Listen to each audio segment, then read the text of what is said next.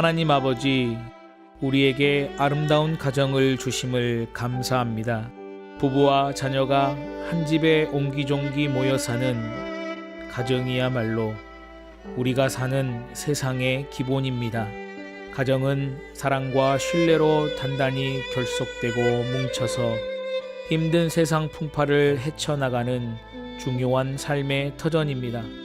태초에 에덴 동산의 가정을 창조하신 주님, 아담과 하와에게 주신 가정은 주님이 세우신 신성하고 순결한 제도입니다. 가정이 병들거나 깨지면 그 사회는 망합니다. 주님, 우리의 가정을 지켜 주소서. 주님이 세우신 그 모습 그대로 사랑과 신뢰가 꽃피게 하소서. 예수님의 이름으로 기도합니다. 아멘.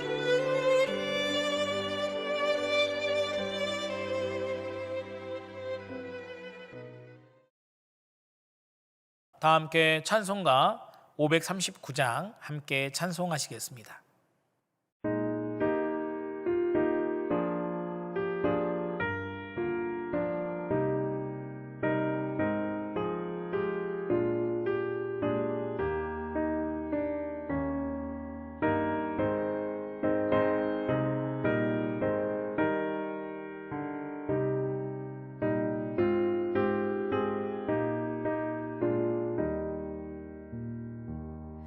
너 예수께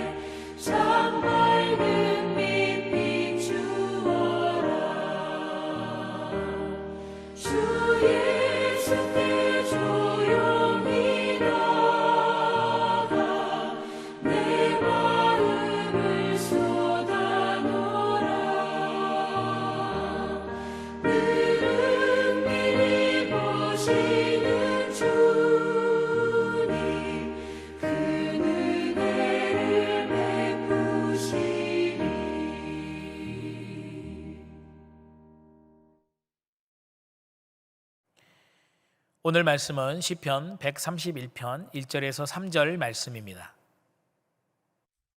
시편 131편. 여호와여, 내 마음이 교만하지 아니하고 내 눈이 오만하지 아니하오며 내가 큰 일과 감당하지 못할 놀라운 일을 하려고 힘쓰지 아니하나이다.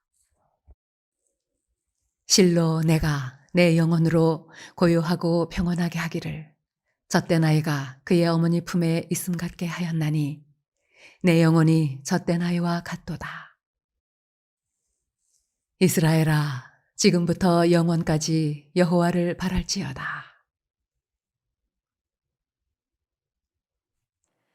오늘 우리가 함께 읽으신 이 본문은 성전 순례시 모음 중에 저자를 밝히고 있는 5편의 시 중에 하나이며 표제에서 밝히고 있듯이 다윗이 지은 시입니다. 성경학자들은 이 시의 내용을 하나님 앞에서 신앙인으로서 겸손을 다짐하고 또 마음의 평온을 노래한 감사 예배 시라고 설명합니다. 그러면서 이 본인이 성공할 수 있는 기회를 잡고자 했다면 수없이 많은 기회 중에 하나를 잡을 수 있었음에도 이 자신의 욕심을 부리지 않고 하나님께서 세워주실 때까지 잠잠하게 기다렸던 다윗의 모습을 통해서 신앙과 겸손 그리고 그의 고매한 성품과 인격을 우리가 함께 배울 수 있다고 설명합니다.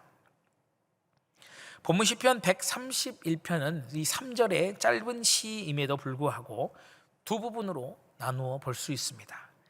첫 부분인 1절과 2절은 마음이 겸손할 때 가질 수 있는 그런 이 심리적 안정감을 젖된 아이의 고요하고 평온한 상태로 비유하면서 하나님 앞에서 겸손한 것이 마음의 안정감을 갖게 하는 길이라고 이야기하고 있습니다. 그리고 마지막 3절의 결론에서 하나님을 바라보는 것이 바로 겸손한 것이며 하나님을 믿는 모든 자들이 바로 나아가야 할 길이라고 촉구하고 있습니다. 그래서 1절을 우리가 함께 읽어보면 이 겸손함을 주제로 말씀하고 있다는 것을 알 수 있습니다. 여호와의 내 마음이 교만하지 아니하고 내 눈이 오만하지 아니하오며 내가 큰 일과 감당하지 못할 놀라운 일을 하려고 힘쓰지 아니하나이다. 아멘. 본 시편의 저자 다윗의 삶이 여러분 어떠했습니까? 성경의 수많은 인물 중에 다윗은 하나님 앞에서 겸손하고 성품이 훌륭한 사람 중에 그런 사람 중에 한 명이었습니다. 하나님께서 그와 함께 해주심으로 그는 마음만 먹으면 언제든지 교만한 자리에 올라 자신의 영광을 위해 살아갈 수 있었던 그런 사람이었습니다. 여러분, 온 이스라엘의 다윗의 평판이 어땠습니까? 그는 어린 시절에 골리앗을 이긴 사람입니다. 그에 대한 소문은 온 이스라엘에 퍼져 있었습니다. 사무엘상 18장 5절을 보면요, 골리앗을 이기자마자 군대의 장으로 삼았더니 온 백성이 합당히 여겼다. 그리고 사울의 신하들도 합당하게 여겼다라고 성경은 말씀하고 있습니다. 그런데 사실 이미 이전부터 사울에게로부터 민심이 떠나고 있었던 것은 우리가 알 수 있습니다. 그 앞에 사무엘상 13장부터 16장까지 이르기까지 사울의 불순종과 또 하나님에 대한 불신으로 인해서 이 하나님으로부터 버림받았다는 사실을 우리가 알 수 있고, 그로 말미암아 그가 왕으로서의 자격이 상실되고 있음을 미루어 짐작해 볼 수 있습니다. 여러분, 심지어 신하들도 이렇게 이야기합니다. 사무엘상 16장 15절을 보시면요, 사울의 신하들이 사울에게 이야기합니다. 사울의 신하들이 그에게 이르되 보소서, 하나님께서 부리시는 악령이 왕을 번뇌하게 하온즉. 아멘. 신하들도 지금 왕의 상태를 보니까 심상치 않다는 것입니다. 블레셋을 이기고 회곤하는 군대를 보고 백성들이 이렇게 소리치는 것은 어쩌면 당연한 것이었을 수도 있습니다. 사무엘상 18장 7절입니다. 여인들이 뛰놀며 노래하며 이르되 사울이 죽인 자는 천천히요 다윗은 만만이로다 한지라. 아멘. 그 이후에 사울의 상태는 점점 심각해짐을 우리는 알 수 있습니다. 사무엘상 18장 10절 상반절에 이튿날 하나님께서 부리시는 악령이 사울에게 힘있게 내림에 그가 집 안에서 정신없이 떠들어대므로. 아멘. 사울 주변에 있는 신하들도 왕의 상태가 심각함을 감지했을 것입니다. 왕이 미쳤다는 소문은 소리 없이 퍼져 나갔을 것입니다. 사울이 괜히 여러분 다윗을 죽이고자 했겠습니까? 자신에게 불리한 이 모든 상황 가운데 다윗을 보니까 자기 대신 왕자에 앉을 수 있는 자로 보였기 때문에 죽이고자 했던 것입니다. 다윗이 도망다닌 중인데 사울이 다윗을 쫓아옵니다. 그러다가 공교롭게 사울이 잠시 일을 보러 굴에 들어갔는데 그 굴 안에 다윗과 군사들이 여러분 숨어 있었습니다. 사무엘상 24장 4절입니다. 다윗의 사람들이 이르되 보소서, 여호와께서 당신에게 이르시기를 내가 원수를 내 손에 넘기리니 내 생각에 좋은 대로 그에게 행하라 하시더니 이것이 그날이니이다. 왕이시여, 하나님께서 주신 조로의 기회입니다. 사울을 죽이소서. 이렇게 옆에 있는 모든 신하들이 이야기합니다. 그러나 다윗이 무엇이라고 이야기합니까? 사무엘상 24장 6절 7절에서 자기 사람들에게 이르되 내가 손을 들어 여호와의 기름 부음을 받은 내 주를 치는 것은 여호와께서 금하시는 것이니 그는 여호와의 기름 부음을 받은 자가 됨이니라 하고, 다윗이 이 말로 자기 사람들을 금하여 사울을 해하지 못하게 하니라. 사울이 일어나 굴에서 나가 자기 길을 가니라. 아멘. 다윗은 사람의 의견이 중요하지 않았습니다. 사람이 보았을 때는 조로의 기회가 아닙니까? 다윗이 소위 말하는 쿠데타를 일으켜서 왕위에 오른다고 해도 여러분 전혀 문제될 것이 없는 그런 상황입니다. 오히려 이스라엘 나라와 백성들에게는 더 좋은 일이 될 수도 있는 것입니다. 악령에 시달리는 왕, 온전하지 못하게 보이는 그런 왕이 이 나라를 다스리는 것보다 하나님의 영, 여호와의 영이 임한 다윗이 이 나라의 왕이 되는 것이 훨씬 더 좋은 일입니다. 그러나 다윗은 수많은 사람들의 의견보다 오직 한 분, 하나님의 의견이 중요했던 것입니다. 오직 하나님이 바라보시는 그 관점이 그에게는 중요했던 것이죠. 사람의 눈으로는 다윗이 왕이 될 그런 시점입니다. 그러나 그는 하나님의 시간을 기다린 것입니다. 그런데 여러분, 다윗이 이렇게 하나님의 관점을 더 중요하게 생각할 수 있었던 그런 이유가 있습니다. 호랑이 굴 속에 제 발로 들어온 격인 사울을 죽일 수 있었던 그런 순간에 다윗이 그렇게 하지 않았던 이유가 명백하게 성경에 기록되어져 있습니다. 사무엘상 24장 4절에서 5절의 말씀입니다. 다윗의 사람들이 이르되 보소서, 여호와께서 당신에게 이르시기를 내가 원수를 내 손에 넘기리니 내 생각에 좋은 대로 그에게 행하라 하시니 이것이 그날이다 하니 다윗이 일어나서 사울의 겉옷자락을 가만히 베니라. 그리한 후에 사울의 옷자락 뱀으로 말미암아 다윗의 마음이 찔려. 아멘. 하나님께서 당신에게 주신 절호의 기회입니다. 사울 왕을 죽입시다라고 했던 신하들의 그 소리에 다윗의 마음이 동했습니다. 인간적인 그런 소리에 그의 마음이 흔들렸던 것입니다. 그래서 다윗이 일어나 움직였죠. 그리고 그의 겉옷자락을 베었는데 다윗의 마음이 찔렸다라고 성경은 말씀하고 있습니다. 그 찰나의 순간에 미세하게 들리는 하나님의 음성이 그에게 들렸던 것입니다. 다윗이 사람의 소리를 듣고 하나님 앞에 범죄하지 않도록 지금 하나님께서 알려주신 것입니다. 여러분, 세상은 소리칩니다. 당신을 원한다. 우리의 왕이 되어달라. 지금이 바로 적기다. 상황과 환경을 보고 또 보아도 지금만한 적기가 없습니다. 지금이 기회다. 지금이 바로 하나님이 주신 절호의 기회다라고 세상의 모든 사람이 외치고 있습니다. 여러분, 영적으로 깨어있지 않으면 너무나 당연하게 그렇게 생각할 수밖에 없는 그런 상황이지 않습니까?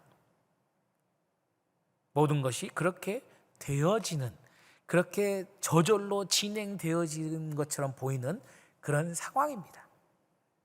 그러나 다윗은 세상에서 크게 외치는 소리보다 미세하게 알려주시는, 그의 마음속에 미세하게 찾아오시는 그 하나님의 음성을 들을 수 있었던 것입니다.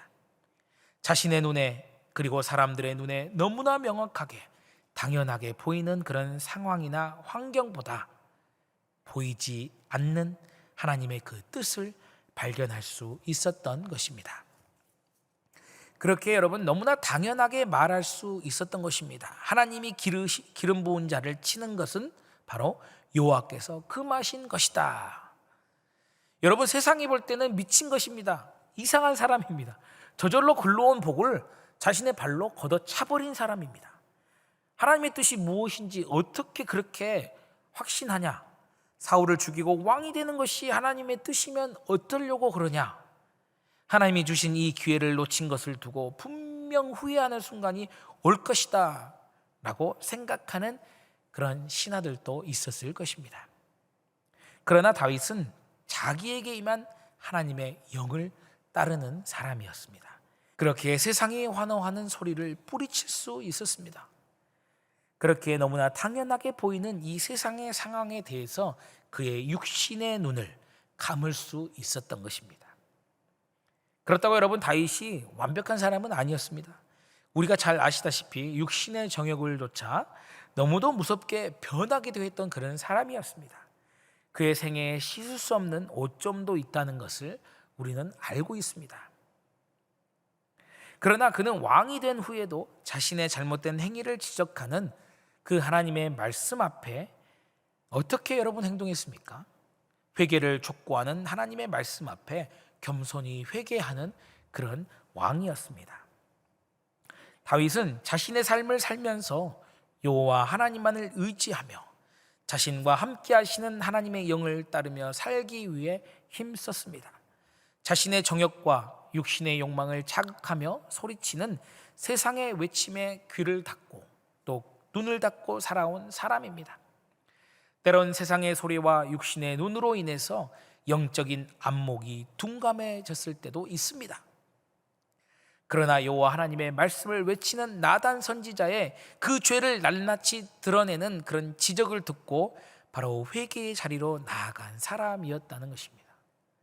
수치스럽고 듣기 싫은 죄의 지적이지만 그는 그 말씀 앞에 무릎 꿇고 금식하며 회개하였던 것입니다.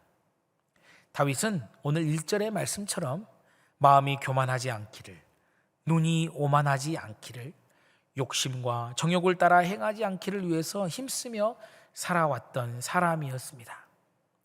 겸손한 자에게 주시는 그 하나님의 평강을 더 소중히 여기며 오직 여호와 하나님만을 바라며 살아왔기를 힘쓴 사람이었다는 것입니다. 오늘 이 아침 바라기는 우리 모두가 이 다윗처럼 겸손하고 또 하나님만을 바라는 삶을 사는 그런 믿음의 자녀 되기를 예수님의 이름으로 축복합니다. 기도하겠습니다. 사랑의 하나님, 오늘도 말씀과 기도로 하루를 시작하게 하시니 감사합니다. 다윗과 같이 하나님을 바라고 하나님 앞에 겸손한 삶을 살기를 원하오니 우리 안에 내주하시는 성령님, 우리의 삶을 인도하여 주시옵소서.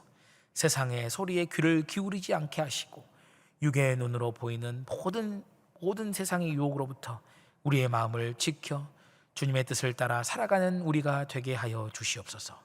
감사드리며 예수님의 이름으로 기도드립니다. 아멘.